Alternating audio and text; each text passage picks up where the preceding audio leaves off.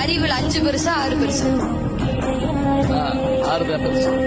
வைரமுத்தையா சொல்றார், அறிவில் 5 பெரிது 6 சிறிதுன்னு. ஒரு அருமையான கவிதை. அறிவில் 5 பெரிது 6 சிறிது.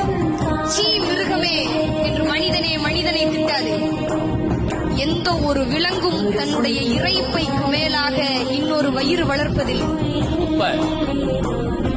எங்கேனும் தொப்பை கிளியோ தொப்பை முயலோ பார்த்ததுண்டா? விலங்குகளுக்கு சர்க்கரை வியாதி இல்லை தெரியுமோ? இன்னொன்று, பறவைகளுக்கு வேர்ப்பதில்லை.